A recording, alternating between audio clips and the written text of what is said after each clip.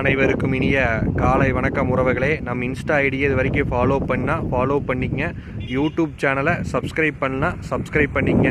அப்போ தான் நான் போடுற வீடியோ உடனுக்குடனே உங்களுக்கு அப்டேட் ஆகிட்டு இருக்குங்க.